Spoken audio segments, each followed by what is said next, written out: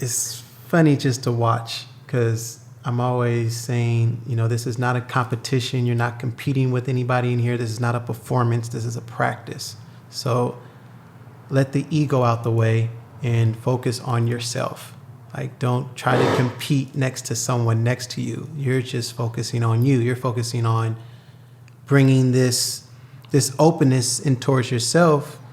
And I say as well, like, bring this love, peace, and joy and this presence in towards yourself, so you can radiate this frequency to others. Because you can't love anybody until you know how to love yourself.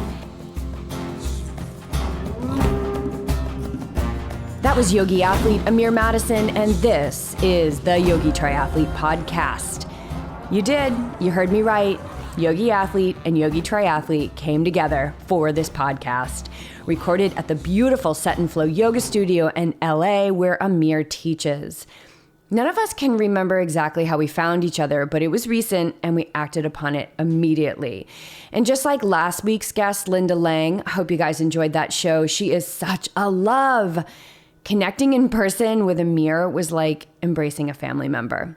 There is no doubt in my mind that he is our kin, and that this is not the first lifetime in which we have joined forces. But before I go too off the rails, let me introduce myself. I'm Jess. I'm your host. And if this is your first time tuning into the YTP, welcome. We appreciate the support. It is our intention to share stories every week that inspire action that results in a better world. And we do that by becoming more of ourselves. Now, that may seem like a lofty goal, but it's really not, because everything counts. Every thought we indulge, every word we speak, every action we take has an impact. And by paying attention to these things, we can unveil our purpose in this life. What is it that we are here to learn? What is it that we are here to do? What is it that we are here to share?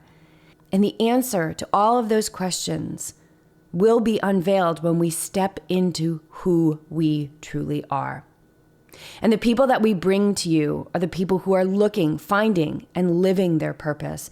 And as in the case of today's guest, this is not without facing adversity or having breakdowns or finding yourself in a place of major unknown. The truth is, the latter can be, although categorically uncomfortable, it is without a shadow of a doubt one of the best places you can find yourself. And I'm not talking about not knowing what you're doing on Saturday afternoon. I'm talking about when everything in your life starts to change in a way that is out of your control. And the void from who you thought you were going to be and who you need to be in order to answer your life's calling is so vast that it is truly unimaginable. This is exactly where Amir found himself just a few years ago. With a traumatized body and a professional football career that was starting to fade away, Amir had no idea where to turn, what to do, how to proceed, and most of all, how to heal his injured body. And then, not a moment too soon or a moment too late, his friend invited him to a yoga class. I mean, is this cliche or what? But it's the truth.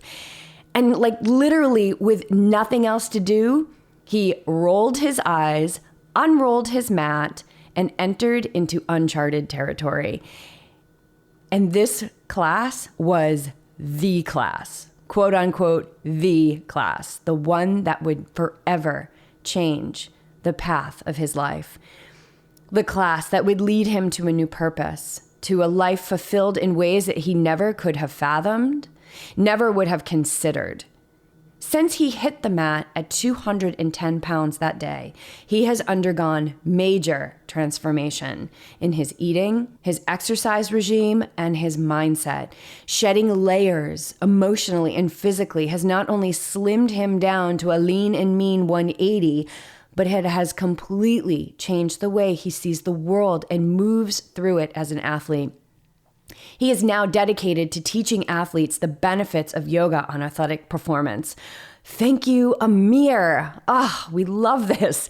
Physically, Amir has seen how yoga can heal the body, increase range of motion, strengthen weakness, and increase balance. But also he has experienced and teaches how the mindfulness aspect of yoga can significantly increase skill during competition and bridge the gap between what is practiced during training and what is necessary to succeed when it's time to compete. Yes, this is a conversation about yoga, but it is also a story about adversity and healing and opening and breaking down and transforming. Although none of this was a part of Amir's plan, there is no doubt in his mind that it was the plan all along. Amir is a true warrior and such a love. He is someone dedicated to serving others in a way that will keep them in the game longer and teach them the tools to navigate life when unexpected change arrives in our sightline. I think you guys are going to love this chat with Amir, and we thank you for supporting the show. We need your help to keep getting the word out, so please share your favorite episode with your network and help us keep the YTP alive. If you're looking to take your support to a different level, one where you don't even have to think about it anymore, that's the best kind of support, then go to Patreon. And it's something that we do, Yogi Triathlete, we do this ourselves for other podcasts. Go to Patreon and set up a monthly donation of your choosing. You don't even have to think about it again. It just comes right out of your bank account. If it's $5, that's amazing. If it's $500, that's amazing. We're just so grateful for you guys. We're so grateful to our guests. And we're so grateful to the guidance system that tells us to keep showing up every week to create more connection in the world. So let's dive in now with YogiAthlete founder, creator, teacher, and guru, Amir Madison. Okay, then that's yoga triathlete. Like, what are the odds? I know. It's like we found the yogi athlete. Yeah, and I so think, cool. I think it was definitely Instagram. I found you on Instagram and I just thought, how can we not? And then I went to your website, We Are Yogi Is it weareyogiathletes.com? Mm-hmm. Yeah. And I went there and I thought, there's no way that we can't come together. Yes. It was almost immediate that I had this knowing that you were one of the reasons, like, we were brought out here to connect with you. That's awesome. Yes. Because you're doing, you get it. Yeah. You're doing what we do, what we believe in, what we are so passionate about. And it seems like you are so passionate about it as well. I am. We're in LA in this amazing studio, Set and Flow, right on La Brea. And right in the heart of everything. Yeah, like literally. You were saying, like, there's just so many different pods of populations and cultures and energy. Mm-hmm. I mean, you think about all of the, if you really think about it, like all of the karmic connection around here. And so in this studio itself, you're seeing a lot of different people coming in and being introduced to yoga. Mm-hmm. Definitely. Yes. It's the best thing about having a beginner in your class. The best thing is them not knowing what is going on. And they're looking at you like, should I be doing this or should I just leave this class right now? Like, but it's just a part of getting them to express themselves, like, through their body. And it all starts with like the body, then the mind, and then you get this spiritual awakening. But it's all levels. Like, you go through this body for long periods of time before you can connect the body with the mind. And once you, and I'm speaking in my experience, just when I connected my mind and body, then I had this spiritual awakening for myself. And I love to guide people in that, just like how I was guided. And me being a professional athlete at the time, and I was doing yoga, it really changed my life. Like, it kind of pretty much saved my life. Like they say, like, athletes die young. We wear and tear our body down to be this perfectionist. We're always working on our crafts, and being a football player is it's like modern day gladiator sport. So there's a lot of impact on the body or whatnot. So I'm happy that yoga came in to, like, save my life, basically. And you're a professional football player at one time. Was the yoga a practice that you were interested at that time, or did it come afterwards? So I used to do it every now and then, but it got real serious when I got into college, towards like the end of my year, like my junior year, and particularly hot at yoga, where I started taking. My friend, she took me to a yoga class, and she was like, it was like after a football practice, and we were hanging out, and she was like, "Do you want to come to this yoga class with me?" And I'm like, I was like, whatever. As you're rolling your eyes. I'm like, well, okay, whatever. Yeah. So I go, and it was the Bikram style, 26 postures. I just remember how difficult it was. And I'm looking around, and everybody's like doing this thing that's with ease. And I'm like, how the hell is everybody doing this? Making it looking so fluent. And I'm over here struggling. And at this time, I'm about 210, benching 325, squatting 420. Like, it was... You were super fit, and you're in a room, and you're like, I can't get these poses that these people are doing.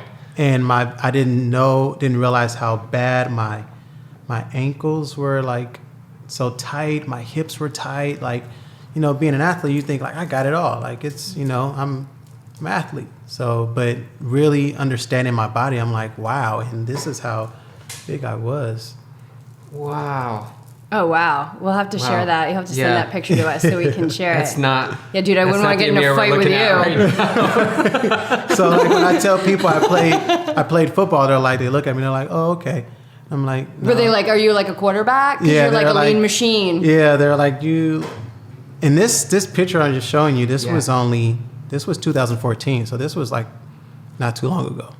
Wow, this is that's a couple just a of years ago. What position did you play, just for I played reference? cornerback, okay. and played a little bit of safety, but my main position was cornerback. Okay, so you were pretty fast at that weight as well. Yeah, I was really explosive, and looking at myself in the mirror when I was that weight, I felt like I looked this. So I was always constantly like working out, like training, and I had torn ligaments in my ankle that really messed me up in my 2013 when I was playing arena football in Bloomington. Just tore my ligaments, caught an interception. I just came down on my ankle. And when I went through my physical therapy, they told me it was going to be about 10 weeks to 12 weeks of, healing, going through the process of physical therapy. And I stayed in Illinois to go through my physical therapy. And I couldn't stay any longer just because financial issues. So I came back home, and that's when I came back and started my yoga practice. And I ended up healing my ankle within 6 to 8 weeks. So when you came back here, that was the time when your friend took you to the class? Yeah. Would you say that was one of those transformational experiences for you where it started to change your life? Yeah, like it was a real life changer because my teacher at the time, she was like, Amir, have you ever thought about doing like a teacher training? And I'm like, no. Like, I'm a football player, I'm not a yoga teacher. Yeah, but I practiced before then, but it wasn't like how I was doing it because I was injured. So I was going every day pretty much. I ended up like going through this transition. I was 27 at the time. So it was, the older you get, your value decreases in football. Like if you're not a big star player, once you get a certain age, they're like, they don't think you can play anymore. It's just a business, basically. Mm-hmm. So I'm like, man, dude, what I want to do with my life? Am I still going to play football? What am I going to pursue? So I was going through this transition and like trying to figure out what was next in my life. So your expiration date was coming up, yeah. And you were injured. Yeah. So it was just like, I didn't know where to go. And I was just like, why not? Let me just go through this teacher training. I went through that teacher training, and that's where everything like changed for me. What was that pivot? What was that little moment where you went to the yoga training? Like you probably debated it, like, should I do this? Should I do this? But when you actually like signed up, was there something that happened that connected with you, or were you? Yeah, my teacher, she actually inspired me to instruct. She was like, Amir, I think you'll be an amazing yoga instructor. Like you've come a long way from your practice. Like you've healed your body. Have you ever thought about it? So she pretty much inspired me. She was on me in class all the time. Like she was like my coach in yoga. Like, Nice. she But you was respond to that. Yeah, I responded knew to that. it. Yeah, exactly. And Yeah. me being, you know, an athlete, you know, coaching, you're always trying to perfect your craft, you know. So you always want to, everything is detailed, everything is technical. And so I just kept at it. So she pretty much inspired me to get into it. And from then, that's where everything started changing. Like we had to take class about 6 times, 6 days out the week. So Monday through Friday, we're taking class every day. So we started with a class, like an actual yoga class. Then after the class, we'll go into the yoga philosophy. We'll actually go into like the teaching of yoga. And going through those classes, there was in 115 degree like heat. And this was a Bikram style. So it's the same postures. Oh, you're every shedding time. layers, man. Shedding Physical layers, and mental. Yes. Did you feel a moment of transformation in that yoga training? Like, is there anything that really stands out for you? Because I know I had a massive, like, literally death and rebirth in my own. I went through a lot of emotional, like, what I was holding emotionally. Oh, it was so I had hard. breakdowns to in feel class. That. Oh, yeah, that's it was, good stuff. Yeah. The release. Yeah, the release, like literally. And over time, I was like shedding weight, and I'm asking my teacher, like, is this okay? Am I supposed to be like losing this much weight? And she was like, Mir, your body is beautiful.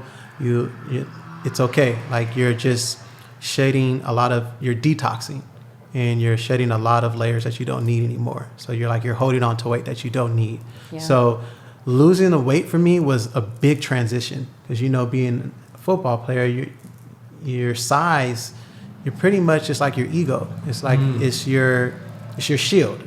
Like when you play this sport, you're a certain type of way, and then you eat a certain type of way, you live a certain type of way to play this impact sport. So me losing this was like, what's going on? I feel like I look sick. Like I'm looking into the mirror like I look sick. But those layers are also your identity. Yes. So it sounds to me like you were shedding an identity. Yes. And how did that feel?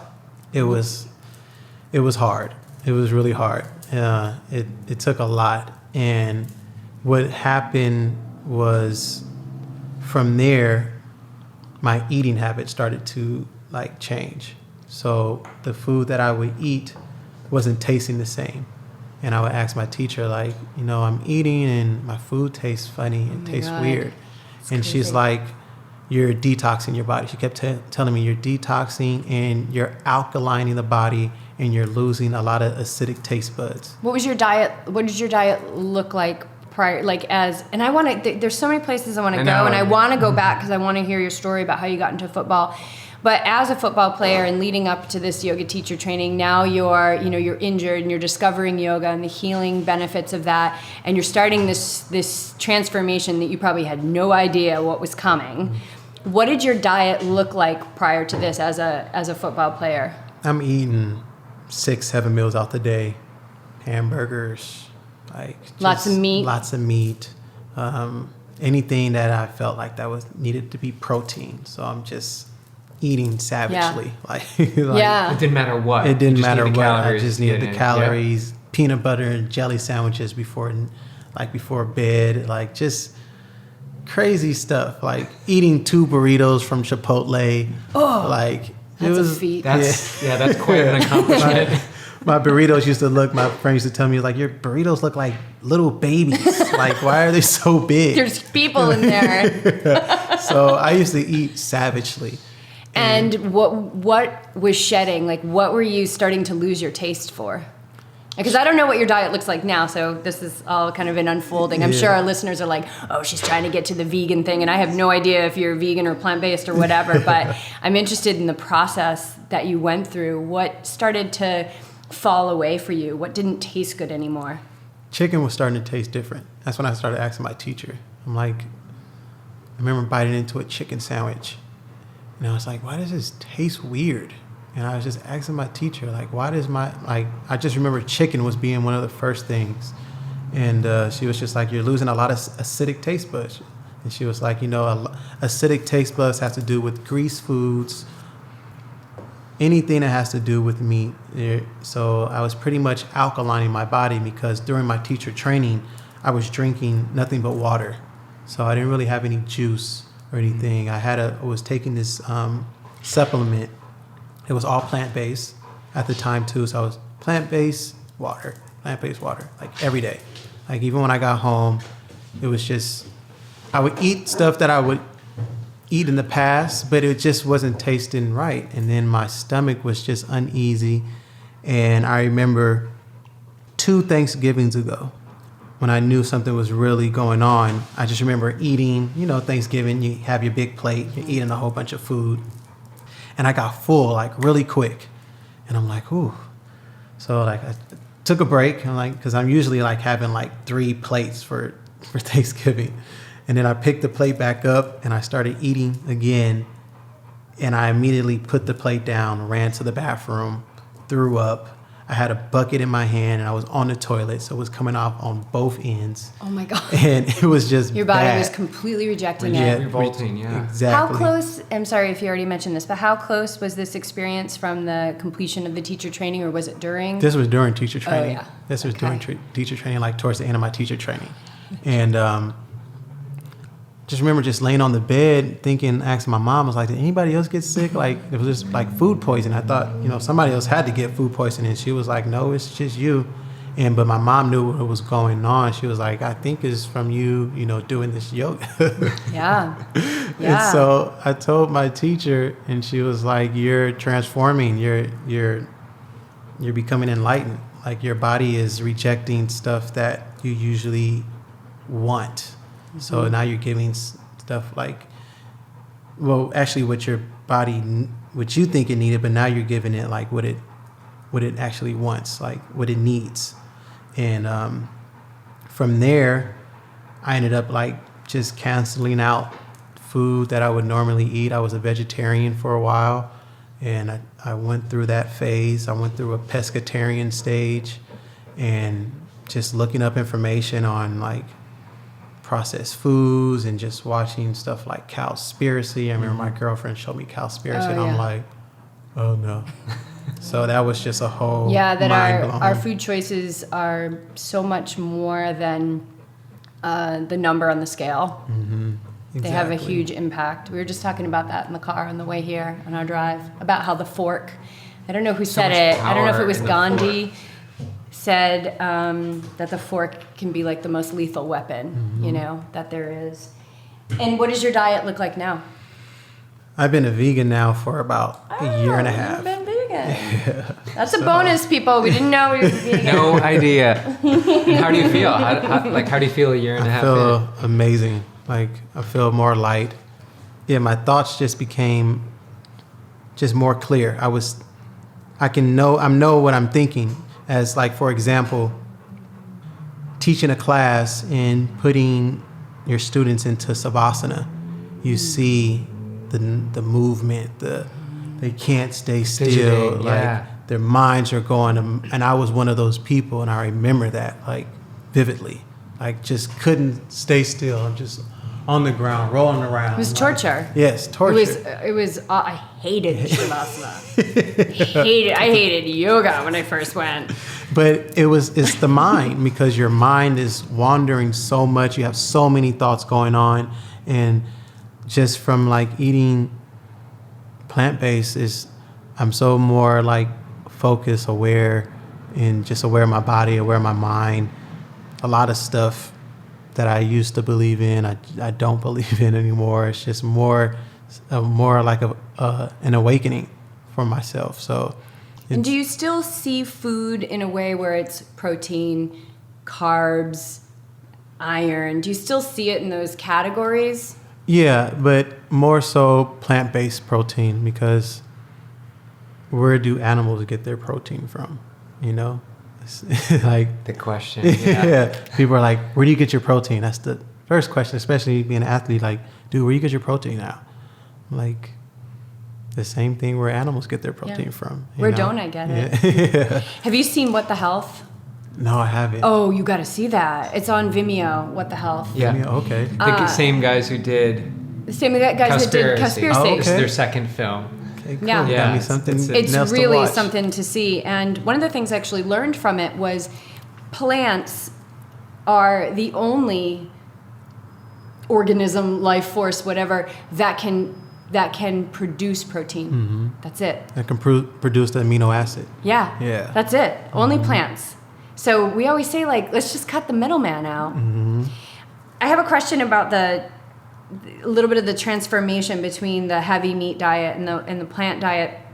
Being in football, there's a lot of trauma. There's a lot of impact. There's a lot of, I gotta stop this guy. There's the resistance factor. There's the, I gotta go out there and kill it. And, I've never been a football player, so tell me if I'm misspeaking.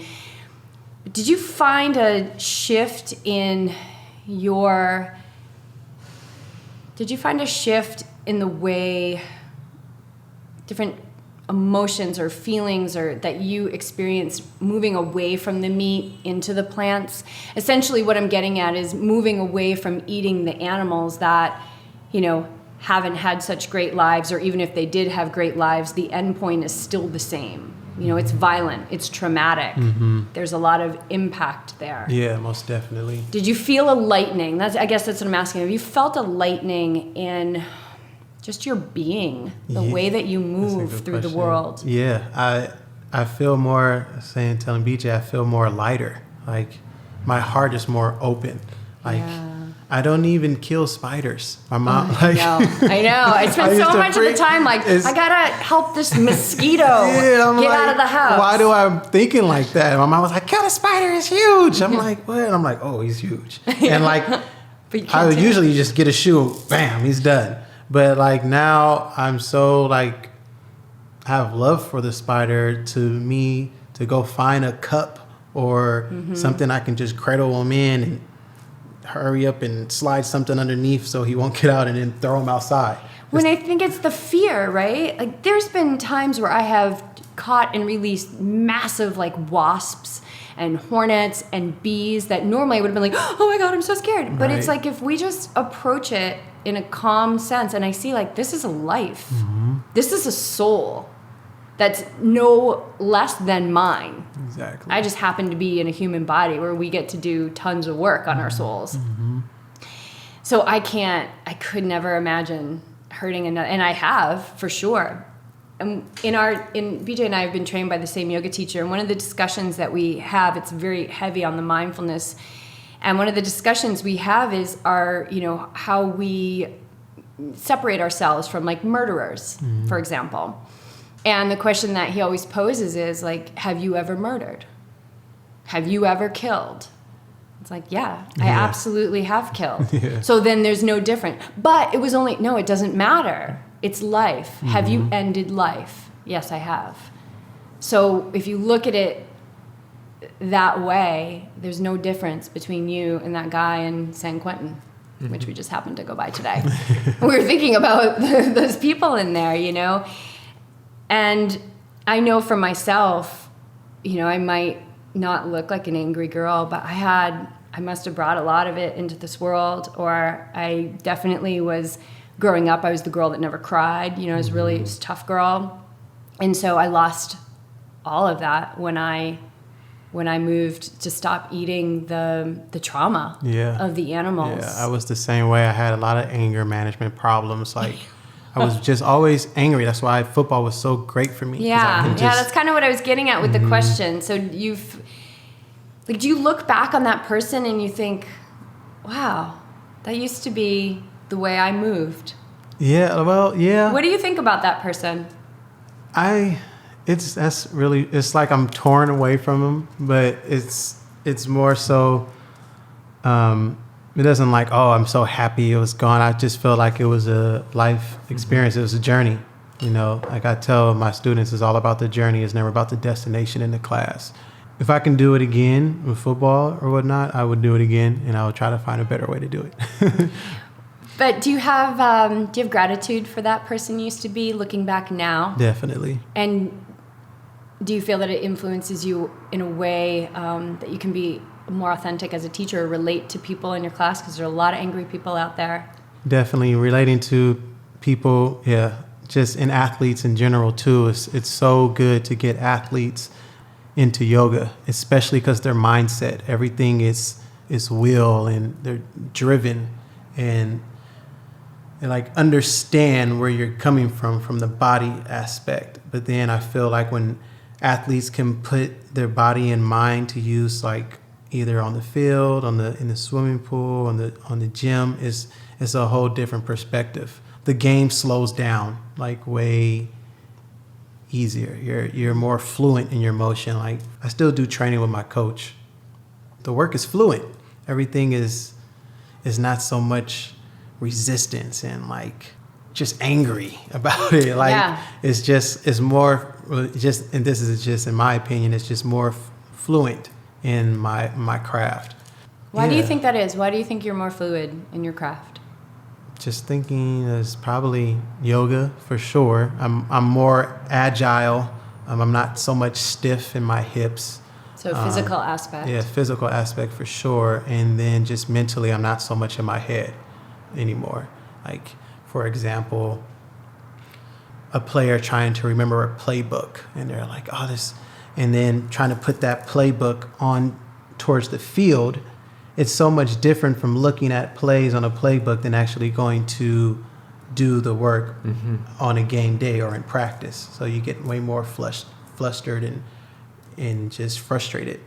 But I feel like you get to a point where you are more in control of your mind, and the game just slows down. You're not thinking so much. And my coaches just say, stop thinking, just go, just play. Like, you know what to do. Like, you know where to be. Just play, And then when you have that, I used to always struggle with that. I used to always have a problem with, like, putting the playbook on the field.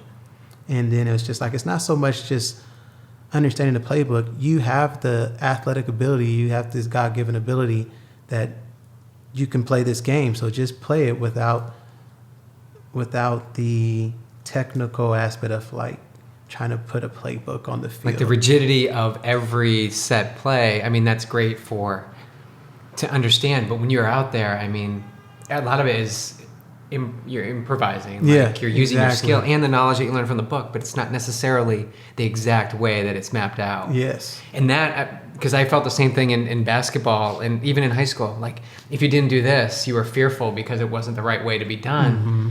And then fast forward 15 years, and now I understand that, but it's just there as a reference. Like, when you're out there, there's no way you can experience it. Right. Unless you're there and practicing on the field. Exactly. But you would slip into flow on the basketball court, because he was just like three-pointer, three-pointer, three-pointer, three-pointer. But that was after, like, all my high school, it was like, I'm scared. I don't want to mess up. I don't want to do anything. I don't want to lose the ball. But you were still amazing in basketball. Like, you were slipping into flow, I think, by luck.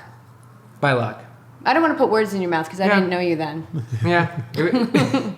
But I just think that reading the plans and seeing the stuff up on the board was great. I mean, but that sort of set a framework where if you didn't align by that and you get out there and you don't do it, then you're on the bench. Like, now you're not going to play. And then that was a fear for me. But I understand that reference point in time, because when I went into college and I played intramural, and just after that, it was like, it was so freeing, which is probably how you are now. Like, you're free. And having that experience as a football player, I'm sure benefits you now. You can see where you were as an athlete then. Yeah. And you can speak to that with your students and your athletes and the people you train now. You've lived that whole transformation. Yeah. And you can help them get to that other side. Most definitely. And that's what I want to do. That's my goal. My goal, my dream is I just want to work with athletes. I love athletes. It's because being an athlete, you're not just an athlete. That's not just your profession. You have to be a student athlete before you become a professional athlete. You have to be a student first. Like, that has to start with, like, school. Being a student athlete in college I give it up to those type of, like, people, because you have to wake up like 4 a.m. You have a 4 a.m. conditioning, and then you probably have another, like, weight room session at like 6 or 7, then you have to go to class, then you have that class. You have to be able to be focused and aware of what's going on. You have to write these papers. Then you have another practice. You have practice in the daytime at 3:00. So you can't have any classes in the afternoon. You have to have your classes in the evening. Then you go on the road, and then you're trying to either study the plays or watch film and maybe do some homework or not. So like being a student athlete is really, it's a real challenge. And I think from being an athlete, you've been playing this sport for so long. When the time for you to get into the real world, the working world, it's really hard for athletes to transition into that 9 to 5 or just job, because all you know is your sport. Like, yeah, you went to school, you got your degree, but I think the first thing is their mindset is, okay, let me just finish college and let me just make it to the league, or forget the school, I'm this far, I'm just going to go to the league. And then those are some of those cats, they go out to the league and don't make it, and they are back to square one. They didn't finish college, they have half credits done, now they're trying to scramble to figure out what's next. It's a really, really hard transition. I had a friend, I'm not going to say any name, that played and made it to the big times, and now he's like a security guard at a mall. That type of stuff, it's really hard for athletes to transition. So that's when it comes back to bringing that mind and body focus in towards yourself, like loving yourself and putting all that hard work you did in whatever career of a sport that you have, and putting it in towards the real world.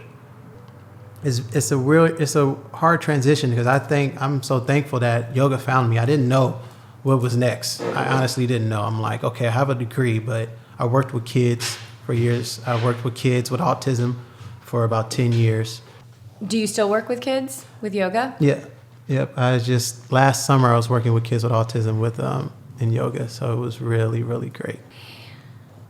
And I can't even imagine the brain-body connection. What are some of the benefits or results that you're seeing from those kids, or maybe the parents have told you that how yoga is helping them? Their awareness. Kids with autism, they can't really focus. They don't really look you in your eyes. Their mind is everywhere. They don't have really a focal point. But when they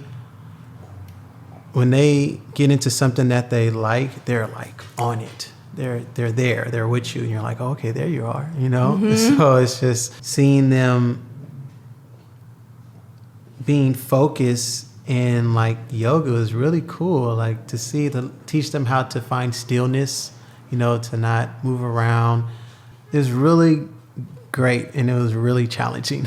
Yeah. Challenging for you. Yeah, for sure. What was the essence of the challenge? Like being able to get their attention, get their attention, and connect with each student, because I'm sure they're not all on the same. Yeah. What connects with one student doesn't connect with another. Exactly. So yeah, just getting them to connect, understand what they're doing. So that was really challenging. But as soon as they got it, they understand, they're doing their breathing, and it really works with them to focus on their breath, to calm down and to stay focused. And I just remember we doing it with them for the whole summer, and the teachers was like, I've never seen the kids like so much with attention span. They're so focused. Like, that's so cool. So it was like really awesome. It was really awesome. So I want to bring it back to athletes. You were saying that you love working with athletes, and my experience with being an athlete who practices yoga back in the day when I first started, it was about doing it right. And this kind of goes for beginners too. Like, I wanted to do it right. I wanted to, just nail that warrior two or whatever it was, and get low and all that stuff. How do you work with that as a teacher to encourage, especially your athletes, that it's not, because we know they can endure. Mm-hmm. We know they can endure pain, and yoga's not about enduring pain. Mm-hmm. Yoga's not about enduring anything. Right. It's about welcoming. Would you agree? Yes. Welcoming all things.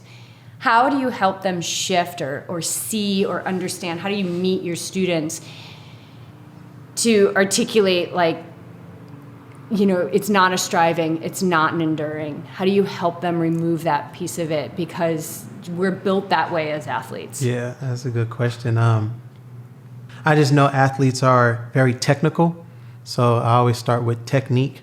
They love to, am I doing this? Am I in the Should I move my elbow an eighth of an inch? Right, exactly. Is that going to be right? Exactly. So bringing the technical aspect with the breathing. So for my athletes, I say let the willpower out. Let go of willpower. Let go of like resisting. Use more of your breath. It's like breath creates space. Mm-hmm. So you're creating space with the breath. Not you pulling and tugging to get to a certain position is slowing the breath down and breathing using your prana to expand through the body. And that goes back to being aware on the field or on the basketball field. Like you're using the breath to slow down the pace. Not your pace as like moving real fast, but like just slow down the game speed. That's what I pretty focus on is the breath. The breath is very, very, very, breath is everything. Breath is life force. The breath is so key, and that the breath is the entryway to what you described was everything, just the whole game slows down.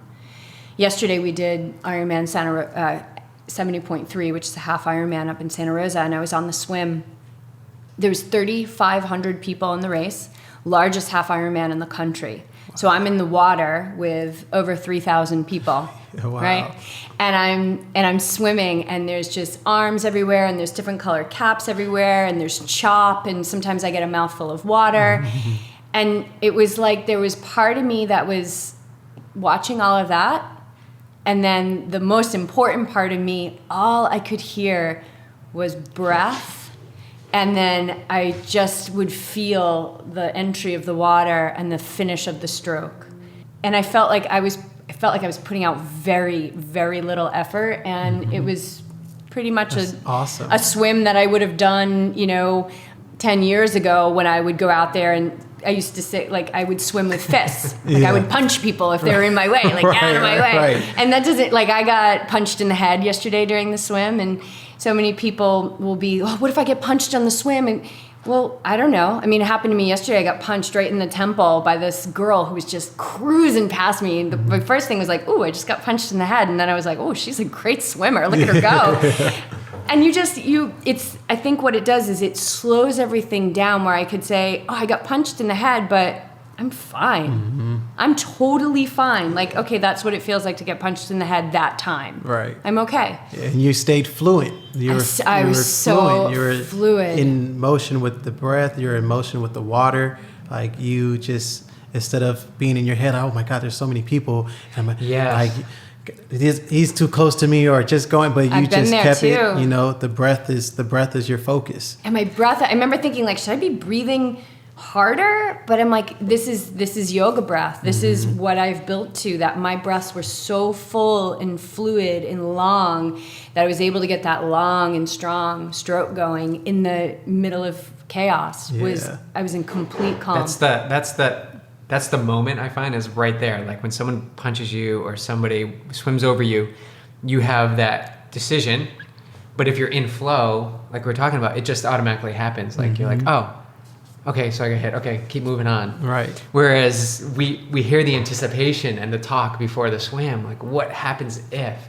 And if you plan on all this stuff of what if it doesn't happen, all that energy is just expended like for nothing that ever occurred. Exactly. So when you can get that flow and that breath, which we speak to all the time with our athletes, you can move through that swim, that bike, that run. You can have a 5 to 8 hour flow on race day and just go with everything, and all your energy is focused there. That's what I actually experienced yesterday. Was just a 5-hour meditation. I was just enjoying every moment, smiling, but that has not always been the case. And I think the same story as you, like yoga and the breath just brings you into body and mind awareness. Yeah. Because you have the opportunity to go off. You always have the opportunity to go off.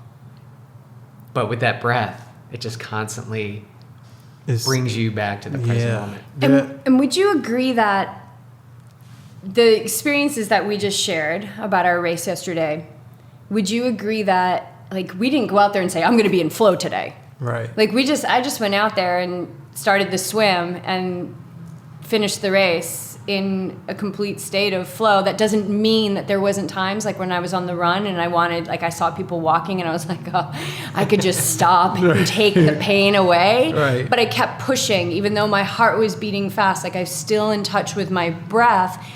That all of that was just a byproduct of my practice.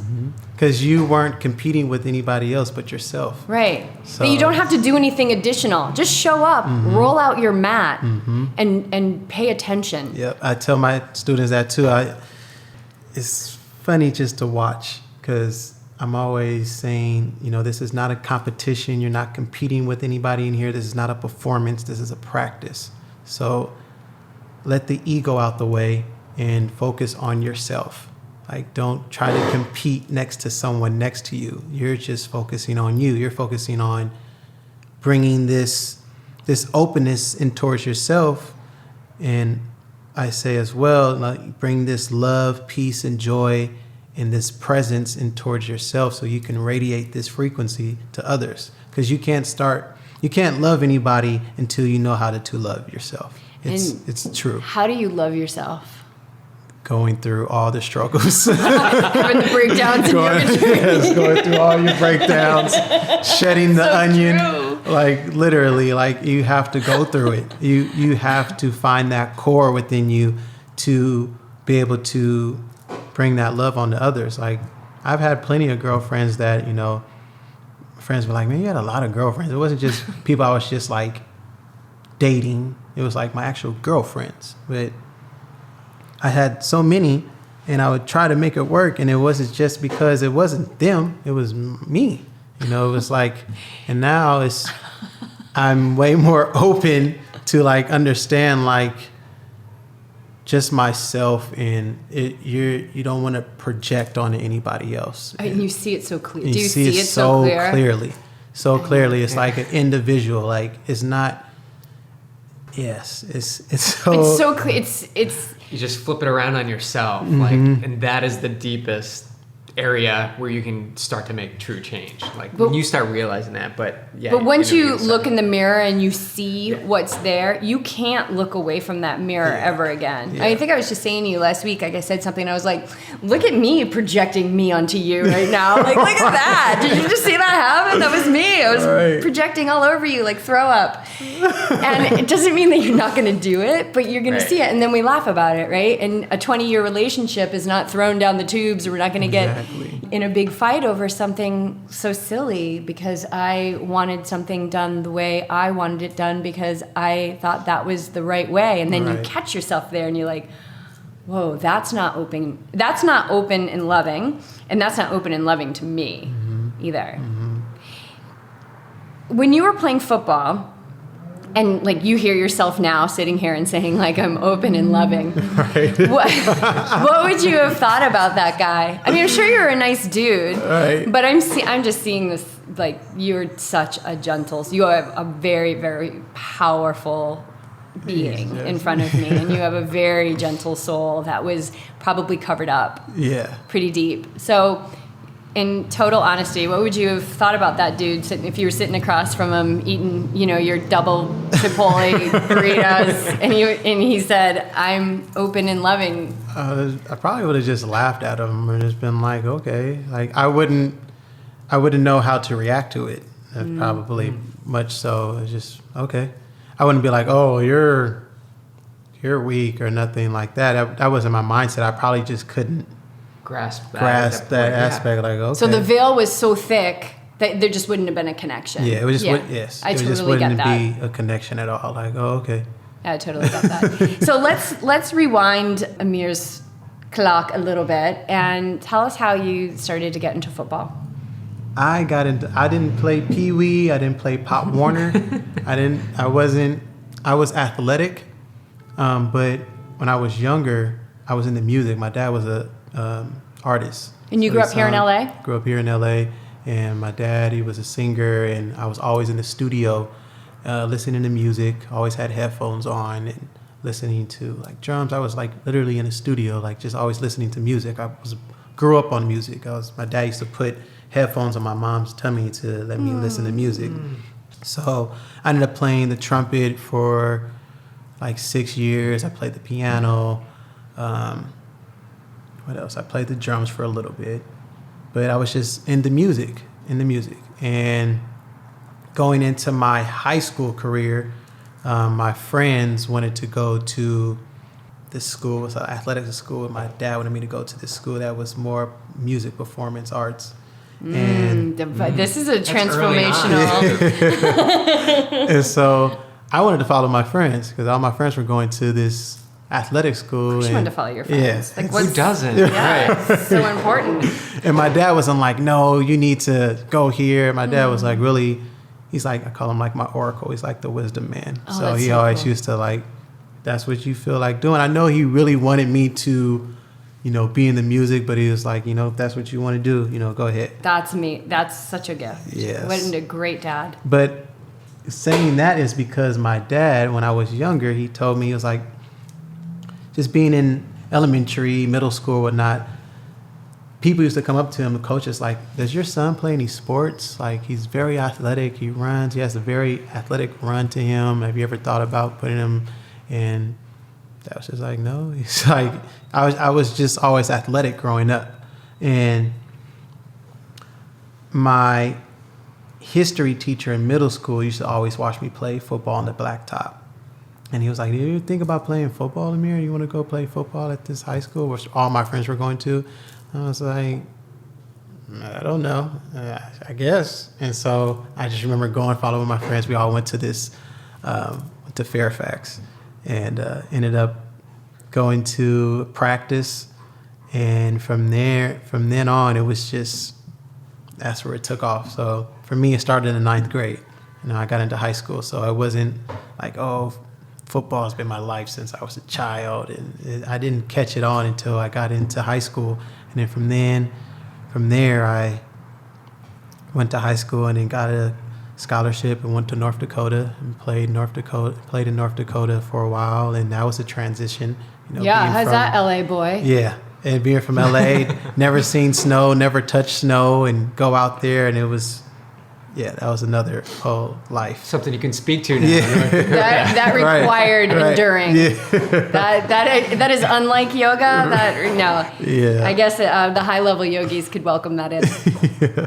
So I went through a lot of adversity in college, and How so?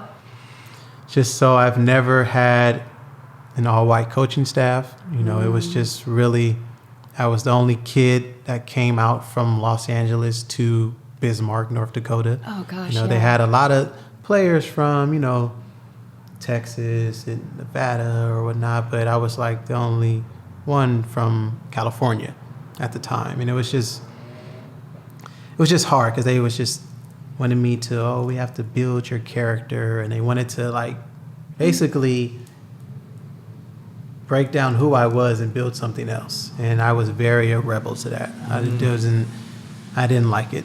So I had a hard time with my coaches.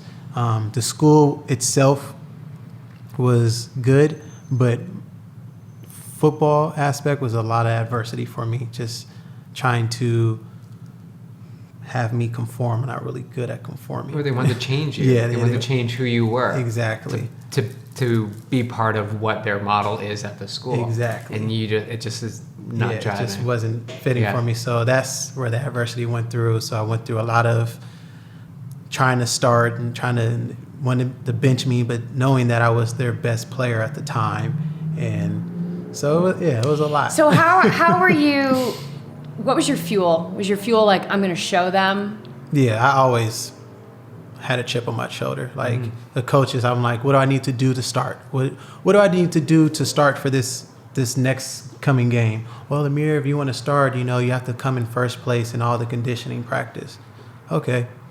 Come in the first place every freaking practice. I remember we used to have to run the 300s on the field, and I'm in first place all the time. The coach comes from around like the other side of the field running, and screaming at the guy behind me that started in front of me, like, you better not let Amir beat you. You better not let. And I'm just sitting there like, Yeah. Wow. fluent, just running like, oh my God. When you think about that now, how does it make you feel? It still upsets me because I just felt like my path that I took, I just felt like I had a lot of obstacles I had to go through. So looking back on it, if I could have it my way, I probably wouldn't have went there. Yeah. Just cut a little bit off topic. I was supposed to go to a Richmond, in Virginia, Richmond, Hampton. I was going to go to an all-black college, and I ended up going to an all-white college. So I had it was like 2 days before signing day, and this school hits me from North Dakota. I didn't know who they were. They were just like, we seen your film, we love you, we want to bring you out here, this. And I didn't hear back from Hampton, and I'm trying to like hold on, and it was one more day, signing day, didn't hear anything. And I'm like, Mom, I think I'm just going to go to this school in North Dakota. She was like, I didn't take a trip out there or nothing. I just packed my bags and went. So went there, got situated. Remember just going into housing and into the housing at the school. And the coach calls me from Hampton after I literally just finished signing and everything. They're like, oh, Amir, we want to bring you in. Can we, bring you in for the season? I'm like, I'm in North Dakota and I just signed my scholarship. And they're like, well, have a great time, wish you well, wish you the best. And that was it. And then from there, it was I just felt like it was that fork in the road. And I don't want to look at it like, what if, like I say, this is all a journey. Like looking at it now, I can say that. But if I was to look back at it about 3-4 years ago, I probably would have been like, that was the worst decision I've ever made in my life or something. Yeah. But the decision almost made you like.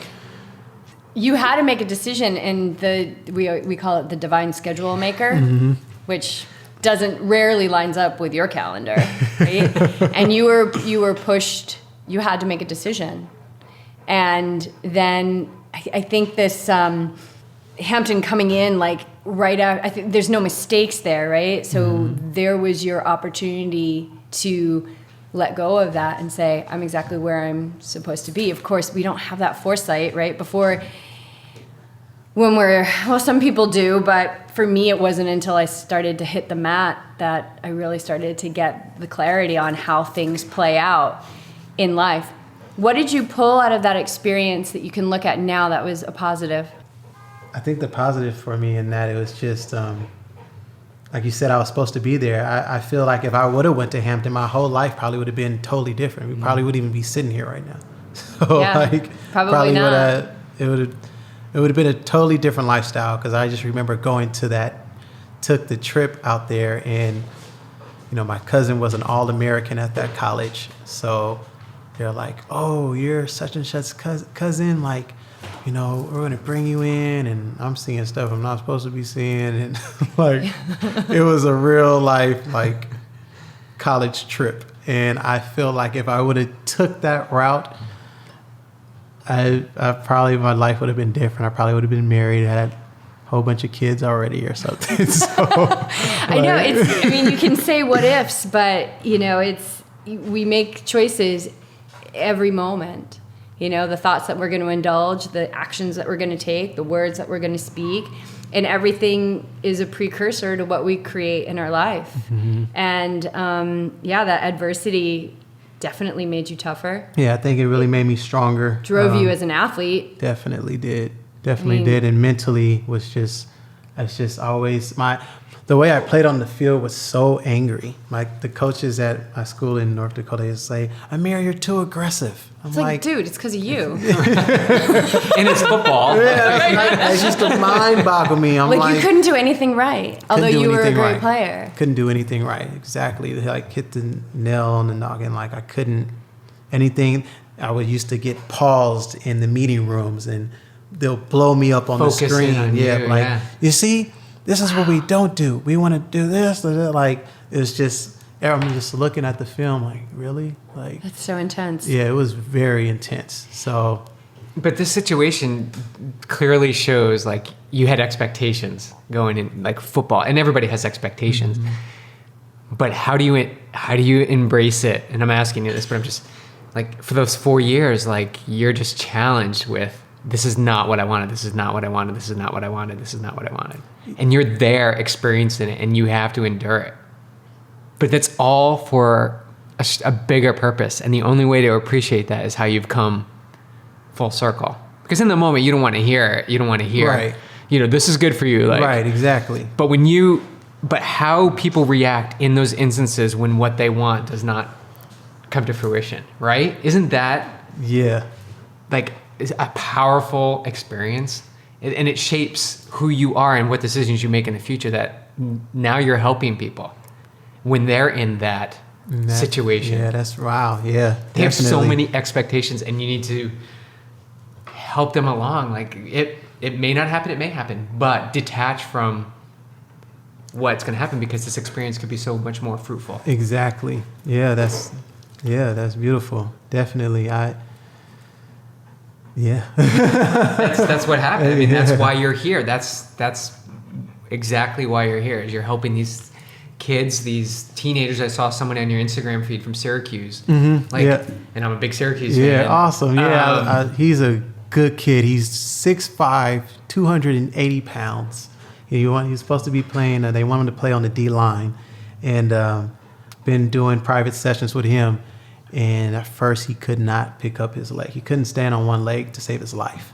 And I'm like, man, if you want to get to the next level, you need to learn body control. You're a big man. They want him at 300 pounds. Wow. So I'm like, you're a big guy. And if you're gonna be on a D line, where you have to come off the line and, attack the quarterback and push through those other 300-pound guys, you need to know how to control the body.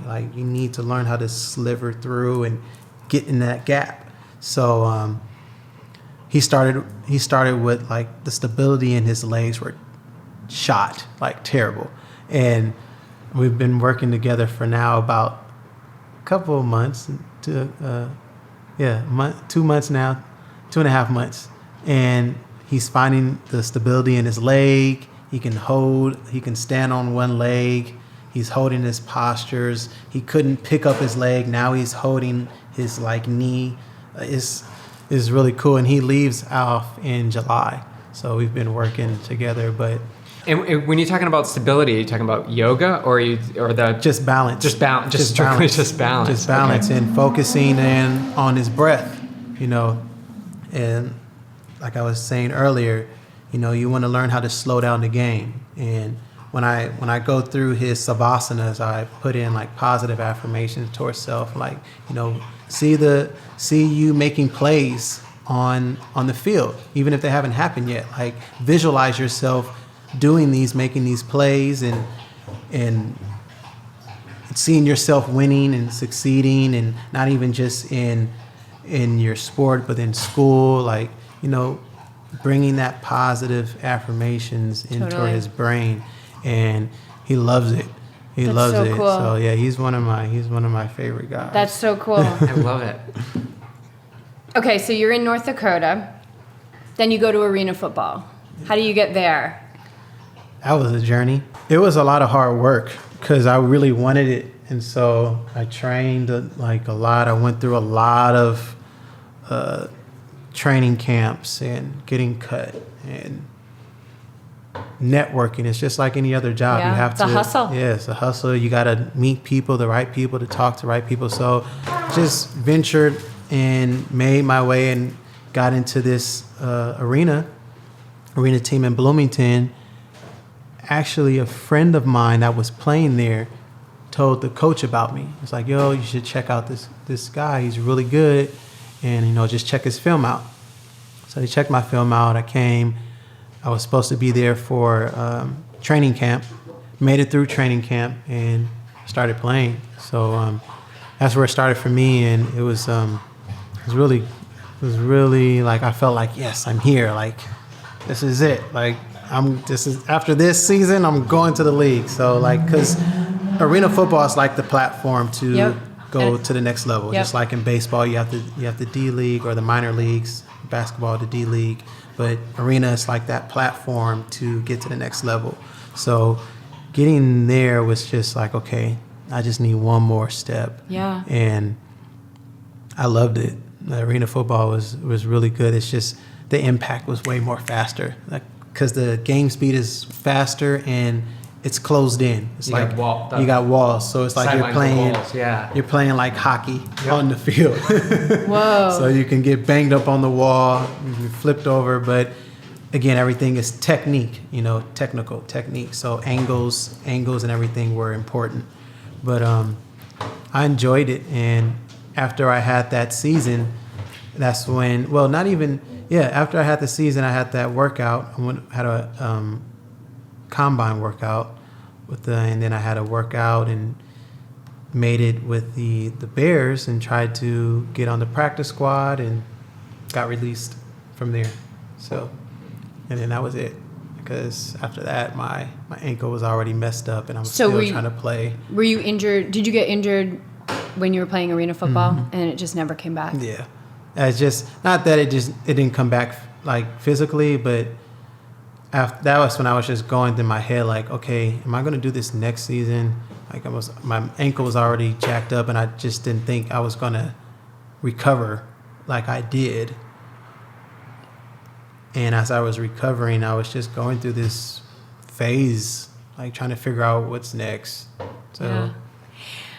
So we should get wrapping it up because you have a class to teach. Yes. I feel like I could talk to you forever. I know. I want to talk to you guys. This is so amazing. You two are awesome. Oh my God. I just love joining forces with you. Yeah, part 2, or maybe we should do a retreat together. Yeah, I love that. Just speaking of that too, I was in the process of having this studio in Redondo Beach. So I'm having a yoga studio that focuses with athletes. Nice. So it's a training facility. I'm partnering with another guy, and it's a training facility, and upstairs is a yoga room, and then across from the yoga room is the masseuse room. So it's going to be like a club, mostly for athletes. I mean, other people can come if they want as well, but it's more so for athlete community and getting them more involved in yoga. God. So I love it, and you're working on opening that up. Yeah, so we have the space, but we're waiting for the city to give us our permit. Yeah, which is they were supposed to give us our permit by March. It's going into June. Yeah. So do you apply your yoga skills to that process? Yeah, the patience. Yes. Everything slows down. Everything slows down. I don't even think about it. I'm just like, when the time comes, it comes. Like at first, I'm calling the coach like, hey, coach, what's going on? He's like, I don't know anything. We have the space. So I just let it go. I'm like, you know what? When the time is right, it'll be there. You know that. Yeah. You know that. That's so exciting. So we'll definitely come up there and check it out. Yeah. I have a final question. You brought it full circle so perfectly, because you brought it back to that moment where you were in the space where you didn't know that there was this unknown in your life. What do you have to say to people? There's so many people out there that are there or they're about to be there. And what do you have to say about that space? Any words of wisdom based on your experience that can help them navigate and find what it is that they're supposed to do? Because sometimes it can look completely opposite than what you always dreamed you were going to do. Embrace it. Embrace the uncertainty. Embrace the not knowing, and just stay focused. There's going to be forks in the road that are going to put you in other directions or try to steer you another way, but listen to your core and just embrace the journey. Don't try to force anything. What's meant for you is going to is meant for you. If you are visualizing what you want and it's not there, it's okay, because you're manifesting it as you're taking this journey onto it. So never rush the process. And that's what I've been learning where I'm at now, because I'm like, okay, I'm doing yoga. What's next? But I've been learning to embrace this journey and just flow with it. And I've been meeting a lot of beautiful people like you two, and like just getting involved and just staying focused and staying true to yourself. Like, don't limit yourself and like, oh, this is never going to happen. It's going to happen.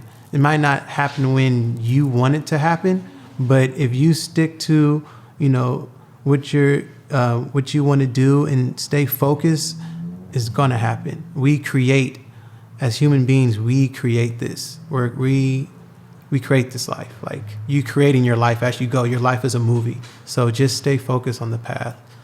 I think that's awesome. That's a perfect place to... Great place to end. Because I could dive into so many continued. things. Oh, thank you so much for meeting us here and bringing us into this awesome space. Yes, thank you guys for having me. Really cool to know you. Yes, you as well.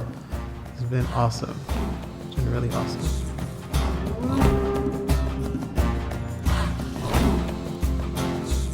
Okay, that's our convo with yogi athlete Amir Madison. To sit across the table from Amir and look into his eyes is to know a beautiful soul. I absolutely love his story, and I hope you guys really enjoyed this episode.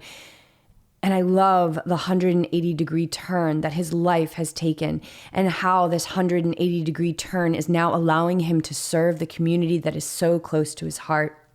It makes us so happy to share this conversation with you guys. If you're ever in the LA area, you can catch Amir at several locations, including Set and Flow, where we recorded this episode, Hot 8 Yoga, Ceremony Meditation, and through the city of Los Angeles, Parks and Recreation. We have links to all of these studios in the show notes, so check them out there. So here's my question, you guys. Are you inspired to up your practice as an athlete? Whatever your level, whatever your experience, and whatever your practice particulars are, it doesn't matter, because remember this. This was something that was told to me when I first started teaching yoga, when I wanted to be the best yoga teacher ever, and I was putting all this effort towards it. And I was told that yoga doesn't care. It doesn't care. It meets you where you are at, and it does it without judgment. And so the follow-up question to that is, can you do the same? Keep riding those high vibes, you guys. Stay awake and ready in this life so that you can capture the opportunities that await you, so that you can navigate moments of unknown with grace, so that you can be your best, most powerful, most loving self, no matter how many breakdowns it takes to get there. Namaste.